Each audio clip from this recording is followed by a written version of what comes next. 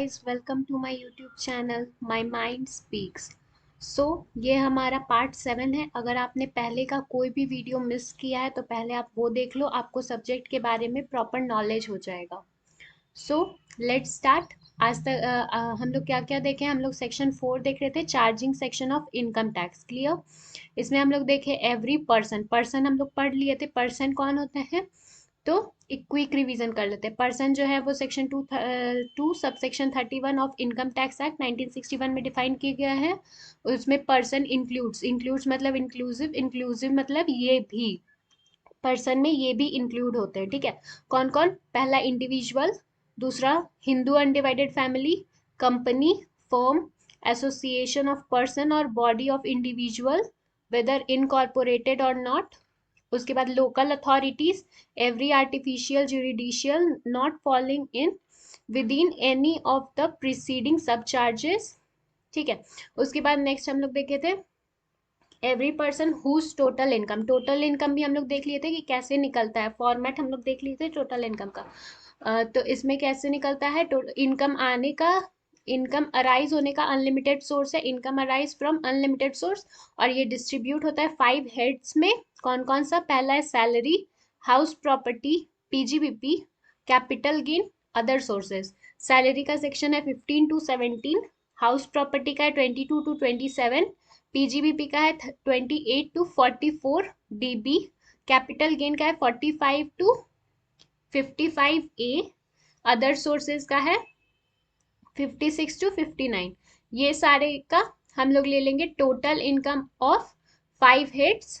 ठीक है, वो यहाँ पे लिख दिए। प्लस में clubbing means diversion of income जितना भी हुआ होगा वो सारा लिखेंगे यहाँ पे। उसके बाद फिर उसमें से माइनस करेंगे set off losses and carry forward. Loss minus करेंगे तो हमारा आ जाएगा gross total income. Gross total income में से हम लोग डिडक्शंस माइनस करेंगे। Deduction under chapter 6A section 80C to 80U। उसके बाद फिर माइनस करेंगे डिडक्शन अंडर सेक्शन 10AA। उसके बाद फिर ये दोनों माइनस करने के बाद ग्रॉस टोटल इनकम से हमारा आ जाएगा टोटल इनकम या टैक्सेबल इनकम, जैसा कि section 4 charging section of income tax में बोला जा रहा है। उसके बाद नेक्स्ट आज का हमारा टॉपिक है year, year in income tax. तो पहले हम लोग देख लेते हैं ऑफ द प्रीवियस ईयर। ठीक है, अब प्रीवियस ईयर दिया है तो अब पहले हम लोग ईयर समझते हैं, ईयर कैसे डिवाइड होता है। ठीक है, सो लेट्स कंटिन्यू अवर आज का टॉपिक। तो year in income tax, year जो है वो दो तरह से होता है इनकम टैक्स में। पहला है प्रीवियस ईयर, दूसरा है असेसमेंट ईयर। ठीक है, प्रीवियस ईयर का सेक्शन होता है 3 और असेसमेंट ईयर का होता है section 2 sub section 9। Previous year means financial year immediately preceding the assessment year. ठीक है, असेसमेंट ईयर से पहले का होता है वो फाइनेंशियल ईयर, जिसमें the year in which income is earned, जिसमें इनकम हम लोग अर्न करते हैं। जिस साल हम लोग इनकम अर्न कर रहे हैं वो साल हो जाएगा previous year. Clear? Previous year में बी ऑफ 12 मंथ्स और less than 12 months. Previous year जो है वो 12 मंथ्स का भी हो सकता है और उससे कम भी हो सकता है। ठीक है, इवन ये एक दिन का भी हो सकता है, प्रीवियस ईयर एक दिन का भी हो सकता है। ठीक है, उसके बाद फिर है स्टार्टिंग डेट। ये स्टार्ट कब होता है? तो इसका स्टार्टिंग डेट है डेट ऑफ सेटअप से, date of setup of business. Setup of business से ये स्टार्ट हो जाता है। प्रीवियस ईयर जो है सेटअप ऑफ बिजनेस से स्टार्ट हो जाता है और एंड करता है 31 मार्च, एंड करता है 31 मार्च को। तो क्या हम लोग देखें कि ये प्रीवियस ईयर जो है, प्रीवियस ईयर का सेक्शन है 3। उसके बाद प्रीवियस ईयर का मतलब होता है इमीडिएटली ईयर। ठीक है, financial year immediately preceding the assessment year. Year जिस जिस साल हम लोग इनकम अर्न कर रहे हैं वो साल हो जाता है हमारा प्रीवियस ईयर। और प्रीवियस ईयर जो है वो मे बी ऑफ 12 मंथ्स और लेस देन 12 मंथ्स। ठीक है, 12 महीने का या उससे कम भी हो सकता है, इवन एक दिन का भी प्रीवियस ईयर हो सकता है। स्टार्टिंग डेट इसका कब होता है? Date of setup of business. और एंड कब होता है? एंड होता है ये 31 मार्च को।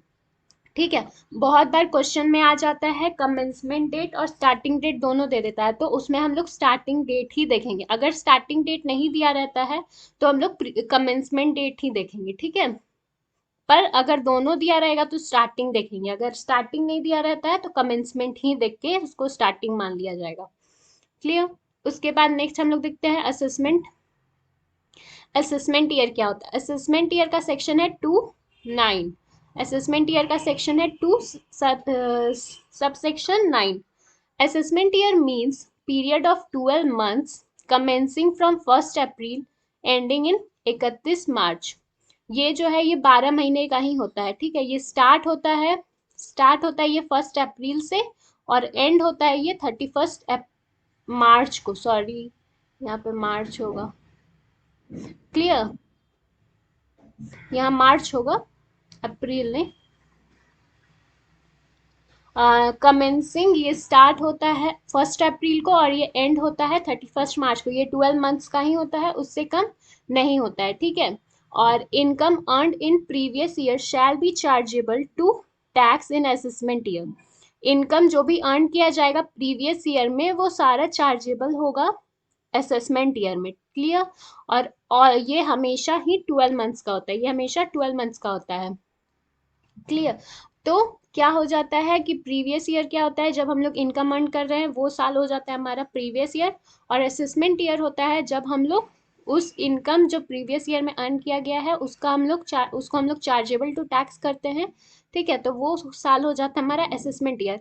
अब असेसमेंट ईयर जो है हमारा प्रीवियस ईयर भी हो सकता है, क्योंकि उसमें चार्ज तो कर रहे हैं, टैक्स जो है हम लोग चार्जेबल तो है वो। उसके बाद इस साल भी तो कुछ इनकम अर्न कर रहे होंगे ना, तो वो जो इनकम अर्न कर रहे हैं वो हो जाता है, उसके कारण होगा ये प्रीवियस ईयर। तो assessment year can be previous year also, ठीक है। ये क्वेश्चन आ सकता है कि क्या असेसमेंट ईयर प्रीवियस ईयर होता है, तो yes it can be. Okay, so I hope आप लोगों को क्लियर हुआ होगा। एक बार क्विक रिवीजन कर लेते हैं इसका। Year in income tax, income tax में ईयर क्या होता है? प्रीवियस ईयर होता है और असेसमेंट ईयर होता है। ये दो पार्ट में बट जाता है, ठीक है। पहला है प्रीवियस ईयर, दूसरा है असेसमेंट ईयर, ठीक है। प्रीवियस ईयर क्या होता है? प्रीवियस ईयर का सेक्शन है 3, सेक्शन 3, और इसका सेक्शन है 2 subsection 9। Clear. Previous year means, previous year मतलब क्या होता है? Financial year immediately preceding the assessment year, financial year immediately preceding the assessment year। clear। the year in which income is earned, वो साल जिसमें इनकम अर्न कर रहे हैं वो हो जाएगा हमारा प्रीवियस ईयर। प्रीवियस ईयर में बी ऑफ 12 months और लेस देन 12 months, इवन ये एक दिन का भी हो सकता है, 1 day का भी हो सकता है। क्लियर, 1 day का भी हो सकता है ये। और प्रीवियस ईयर 12 महीने या उससे कम हो सकता है, वही इसमें है, तो वो 1 day का भी हो सकता है। स्टार्टिंग डेट इसका होता है डेट ऑफ सेटअप से, सेटअप ऑफ बिजनेस से, और ये एंड होता है 31 मार्च को।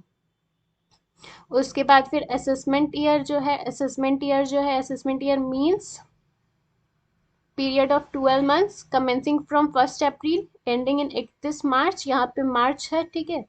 और ये जो है ये स्टार्ट होता है 1 अप्रैल से और एंड होता है ये 31 मार्च में।